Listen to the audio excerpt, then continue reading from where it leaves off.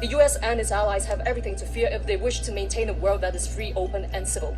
I therefore urge the US Congress to stand by Hong Kong, and most of all, to pass the Hong Kong Human Rights and Democracy Act.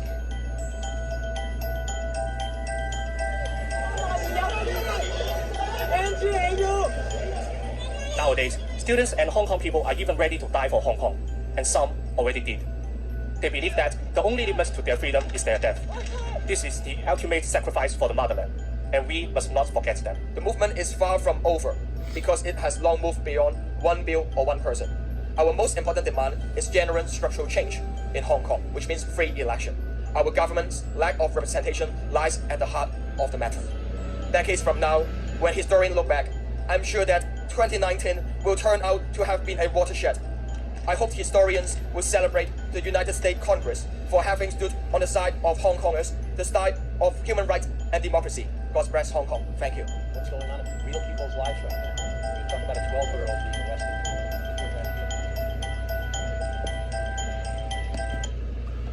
When you hear for calls for human rights, democracy, and help from Western powers, specifically the United States of America, best believe that Esau Edom, the so-called white man's behind it. Barakata Yahweh, Barakata Yahushai, Ba'ashim, Barakah Kudash, Barakatum. First and foremost, I want to give all praises, glory, and infinite honors to Yahweh Ba'ashim Yahushai. Double honors to the apostles and elders, the great millstone who rule and teach well, and peace and salutations to your Akim out there pushing this word in truth and sincerity to the four corners of the globe. May you brothers endure until the end. This is the brother Raya with another video, and in this video I'm just going to show the deceitful nature of Esau Edom, the so-called white man, because a couple of months ago those protests in Hong Kong started over an extradition bill. And since then, the government has appeased to the protesters in regards to the extradition bill, but those protests have only ramped up, and now they're calling for more demands, calls for, again, human rights and democracy. And as we'll see with these other videos I'll be playing from, the United States' fingers are all over it, specifically the CIA, which the CIA has a history of setting up color revolutions and false flags in other countries so they can overthrow sovereign leaders, set up puppet governments that'll follow dictates of the United States and allow the United States to rape that country for its resources, or allow the United States to have a forward operating base in that country to go against a rival nation. And right now, China is one of the United States' main rivals. You're seeing all these tensions build up in the South China Sea and over Taiwan, which just happens to be next to Hong Kong in China's backyard. And also just look what happened with the Ukraine. The US stoked tensions in that country so they could set up leaders sympathetic to the US and allow the US to push NATO up on Russia's border. Or Syria, where the Arab Spring led to so-called freedom protests in that country, which led to a civil war, all because Israel, the United States, and other Western powers wanted to overthrow Assad and set up a puppet government that would allow them to build a pipeline through Syria to Europe, as well as balkanize Syria and allow Israel to have one less enemy in the region. And then you've got Libya, Venezuela, the list goes on and on. And I'm going to play a video from RT America titled, Exclusive, How the U.S. is Pushing Protesters to Attack China, to further hammer in this point that Esau Edom's fingers are all over it. And there's this. Today, once again, we offer up a robust perspective on the protests in Hong Kong. Protesters blame China. China blames the West, and the U.S. in particular, for orchestrating the movement, they say. Who's really leading these protests, we ask. Here now, News with Rick Sanchez correspondent Michelle Greenstein. Hong Kongers poured into the streets this summer, at first to oppose an extradition bill, but quickly morphing into a broad anti-China uprising. There seems to have been a conscious choice to brand this surge of protests as a leaderless movement. Yet there are certainly individuals. Look familiar?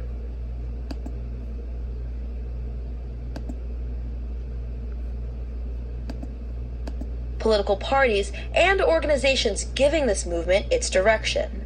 And quite a number of the core opposition leaders have clear ties to a city 8,000 miles away, Washington, D.C.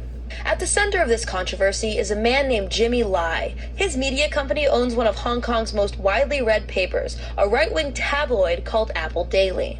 Lai's influence on the zeitgeist in Hong Kong is unmistakable, but who is influencing him? As protests were heating up in July, Lai went to D.C. and met with U.S. Vice President Mike Pence, U.S. Secretary of State Mike Pompeo, and U.S. National Security Advisor John Bolton.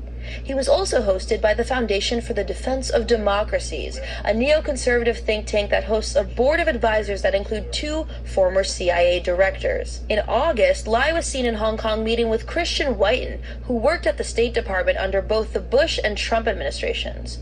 Here's Whiten on a podcast later that month. Causing this crisis for the Chinese Communist Party, for the government, at a time when we're, frankly, at a difficult point in negotiations. This is good for U.S. national interest. This is good for U.S. national interest. This is good for U.S. national interest. This is good for U.S. national interest. This is good for U.S. national interest. Also present at this meeting was Mark Simon, Jimmy Lai's so-called right-hand man, with ties to the CIA, although he says those days are behind him. Another curious figure in this anti-government movement is Martin Lee, who was present at the August meeting as well. He is the founding chairman of Hong Kong's Democratic Party, a party that some members of the Hong Kong government call anti-China. Their policy basically is anti-China, and they do things which are really hurtful to the overall public interest of Hong Kong. I spoke with another founding member and the former vice chair of this party, who left because of its unwillingness to even talk to Beijing. My understanding, dialogue is very important. I understand we need to talk with the Beijing or the SAR government, but they were fighting, just only fighting. Lee's connections to Washington go back decades, and as the current protest movement was heating up, Lee too took a trip to Washington and met with U.S. Secretary of State Mike Pompeo.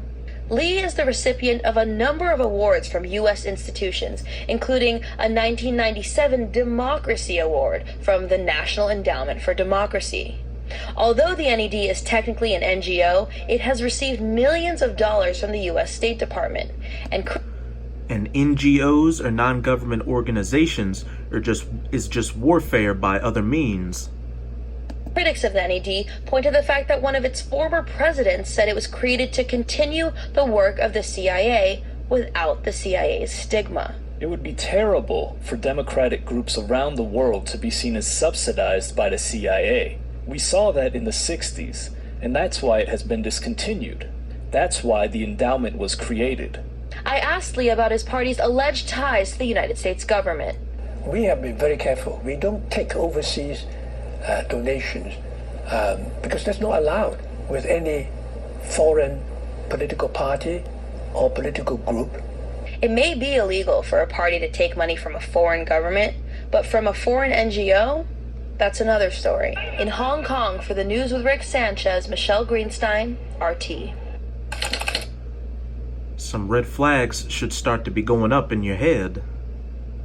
Here's another video from RT America titled, Reagan Advisor, CIA Behind Hong Kong Protests. And as you watch these protests, which have been really taking place now for 2.5 months, it's important to note that it all began as a reaction to a proposed law.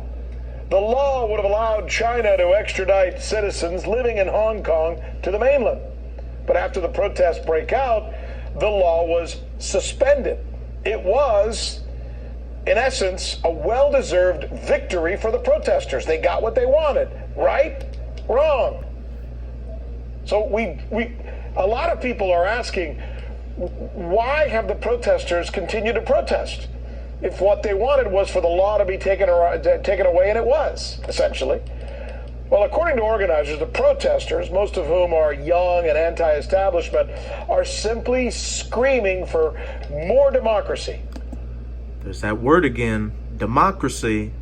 With a list of rather opaque demands. In fact, we just got this. Here's some sound that we've received from one of their organizers. Take a listen. The Hong Kong government, they leave the people with no choice but to occupy the Hong Kong International Airport.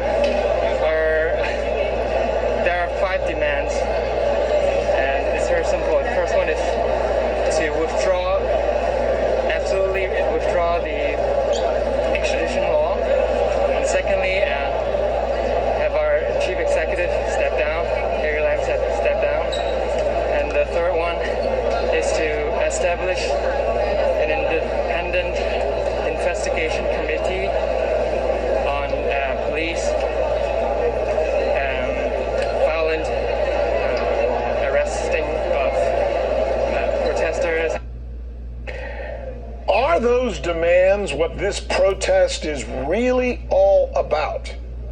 It's a good question, right? Because a lot of people are starting to ask this question.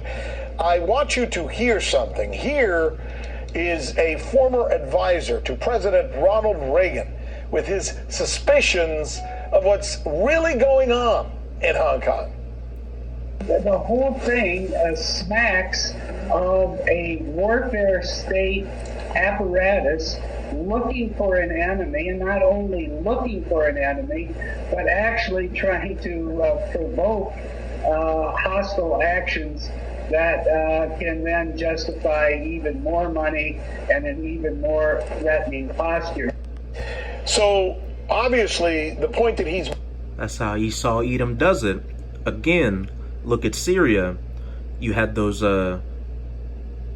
freedom protests turn into a civil war.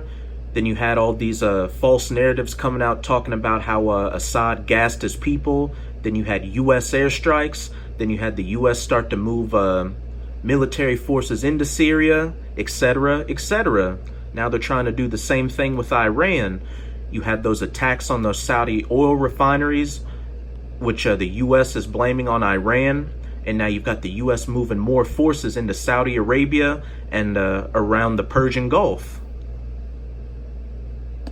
Making about it perhaps just being part of what the United States does from a foreign policy standpoint, sometimes all too often.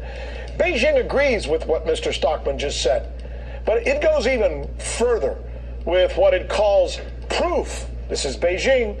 They say they have proof that the United States is actually orchestrating these protests in some way. They say they have images of U.S. State Department employee Julie Edey coaching and supporting the protesters. Now, Miss Edey was said to have participated in similar actions in the Middle East, by the way, so she comes with a bit of a... And we see how things are going in the Middle East right now.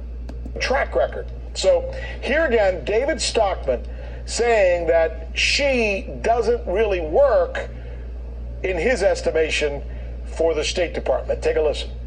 This isn't State Department employees. The person you referred to allegedly runs the political affairs desk at the consulate in Hong Kong, but obviously that's not a political affairs desk. It's a cover for a CIA slot, right? Yeah. So we need to stay out of that and somehow see. Here's the thing about Washington: when the Cold War ended, you had a whole military, industrial, intelligence, foreign policy apparatus that was out of business in 1991, and it should have been wound down and dramatically reduced. We could have reduced the defense budget to a couple $100 billion at most. We should have dismantled NATO. We should have gotten out of the Korean Peninsula, etc., etc. But instead, they've driven the thing in the opposite direction, powered by this, this war on terror and all the rest of it. By the way, the voice. And also during the Obama administration, Obama signaled a pivot towards the Pacific Ocean so they could create a deterrence against China. And the U.S. has been courting India to join this anti-Chinese alliance. What you heard there was out of Ron Paul. Ron Paul, as you know, a frequent guest here on our newscast. He was hosting Stockman on the Liberty Network, and he was kind enough to share that interview with us. Fascinating, huh? To hear somebody like David Stockman, no less, the budget director for Ronald Reagan, with his assessment of what's actually going on in Hong Kong. So the question tonight is, how long will China continue to sit back while protesters shut down one of its major airports, which is now going into the, day 3 of these airport shutdowns? The threat that Xi Jinping will send in troops, reported here on this newscast last week, is now even being tweeted by President Trump. Here's the president's tweet today, where Mr. Trump says that the Chinese government is moving troops to the border, adding, "Everyone should be calm and safe." Now, if China moves in troops, will it be seen as, quote, another Tiananmen Square, as it's being reported by many in the corporate media? Or will China simply be doing what other countries do to quell violent protests, including the United States, in places like Ferguson and Baltimore, just in recent years, where National Guard soldiers previously deployed to Iraq were called to put down riots. It's an interesting scenario. This is the news. The United States is the last nation that should be telling anybody to use restraint in regards to internal protests. As Rick Sanchez just said, when those protests broke out in Baltimore and Ferguson, the U.S. sent in the National Guard and militarized police to put that work to you Judites, or so-called Negroes, if you made a wrong move. Now let's get into some precepts which perfectly illustrate the nature of you Edomites and give up your game plan long before you ever thought it up. This is Habakkuk chapter 2, verse 4 through 8. Behold, his soul, which is lifted up, is not upright in him. As it says in Psalm 58, verse 3, the wicked are estranged from the womb. They go forth speaking lies as soon as they be born. And we know the wicked are you Edomites, as pursuant to Malachi 1, verse 4, the border of wickedness, whom the earth has been given into the hands of in Job 9 and 24. But the just shall live by his faith. The Israelites, you so-called Negroes, Latinos, and Native Americans, right now the elect, who have woken up to the fact that they are the Israelites and are hearkening back unto their power, Yahweh by Hashem Yahushai. Verse 5, yeah, also because he transgresseth by his wine, and that wine represents his philosophies, his main philosophy being democracy, which, as we saw through those several videos, all those protesters kept talking about democracy. And what does democracy bring when the United States establishes it in these countries? You get a feminism, which breaks down the family. You get homosexuality, transgenderism, lesbianism, freakism in general, and everybody turns into a degenerate. He is a proud man, neither keepeth at home, stoking the fires of protests in China, as well as going into Syria, trying to overthrow Assad so they can set up a puppet and build a pipeline through his country to Europe, as well as make it weak so the state of Israel has one less enemy in the region, who enlargeth his desire is hell, and is as death, and cannot be satisfied, but gathereth unto him all nations, and heapeth unto him all people. And it's not just the United States of America, it's these Edomites in general, chiefly the elites of these Edomites, the Rothschilds, the Rockefellers, the Gettys, the DuPonts, you name it, who want to put this whole world on lockdown so they can bring forth their new world order and have everybody chipped with the mark of the beast, which is the RFID/NFC microchip implant. And another example of Esau Edom being proud and not keeping at home is a book titled Confessions of an Economic Hitman, which I would highly recommend you Akim check out. Confessions of an Economic Hitman is a partly autobiographical book written by John Perkins, published in 2004. It provides Perkins's account of his career with engineering consulting firm Chas T. Main in Boston. According to Perkins, his job at Main was to convince leaders of underdeveloped countries to accept substantial development loans for large construction and engineering projects that would primarily help the richest families and local elites rather than the poor, while making sure that these projects were contracted to U.S. or Edomite companies. Behold, he is a proud man, neither keepeth at home, but gathereth unto him all nations and people. An example of this would be Venezuela. For the longest time, Venezuelan elites in Florida, as well as U.S. corporations such as ExxonMobil and Chevron, were in control of the natural resources in Venezuela. Then Hugo Chavez came around and nationalized those resources to help the people of that country. And ever since then, those Venezuelan elites and U.S. powers have hated the Venezuelan government. That's why they're trying to overthrow Maduro right now and set up Guaido so they can bring things back to how they were, throwing the poor under the bus. Later, these loans would give the U.S. political influence and access to natural resources for U.S. companies. He characterizes his role as being an economic hitman, and there were 3 stages. First, they would send in the economic hitman to talk to the leaders of that country to bribe them into allowing the U.S. to send in their corporations to build up the infrastructure of that country. And if the leaders of that country turned down the economic hitmen, then they would send in the jackals, which are CIA hitmen, to get rid of that sovereign leader. And if the jackals failed, then they would send in the Leviathan Force, which was codenamed for the United States military, to violently overthrow the government of that country. Verse 6, shall not all these take up a parable against him, China, Iran, Syria, Venezuela, etc., etc., and a taunting proverb against him, and say, woe or destruction to him that increaseth that which is not his, how long? And to him that ladeth himself with thick clay. And when you go into the Strongs for that word clay, it means debts or pledges. In the United States is known as a debtor nation. And also in that book, Confessions of an Economic Hitman, to those leaders that did allow U.S. corporations to come and build up their infrastructure, they had to pay interest on what it cost for those corporations to build up that infrastructure. And since their currency wasn't as strong as the US dollar, they couldn't pay it back. So they would have to sell off assets of their country to those US corporations, thus giving more power to those US corporations and the US in general over those countries, turning them into slave nations, into debtees. Verse 7, shall they not rise up suddenly that shall bite thee, and awake that shall vex thee, and thou shalt be for booties unto them.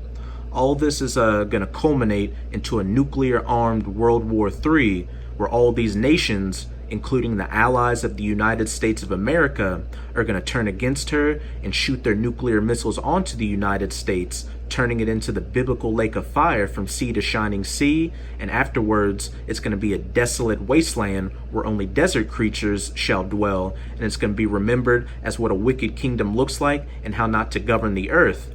And that's just the first domino that's going to fall in Esau Edom's rulership.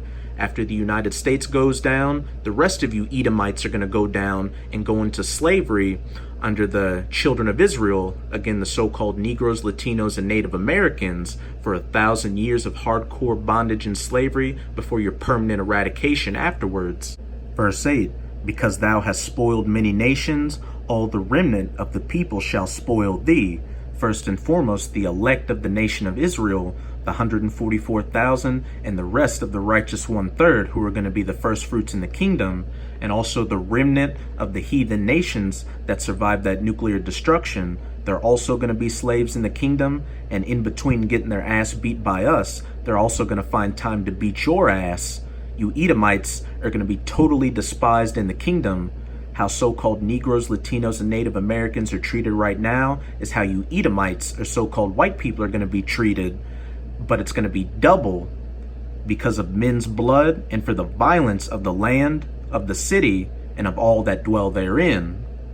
So with this video, I hope you sincere Akim were edified. Just keep strong and keep pushing this word. We're almost out of this final wicked captivity of the heathens, chiefly Esau Edom. And as always, I'm going to say Abba Babal, Kwam Yasharala. Till next time, Shalom.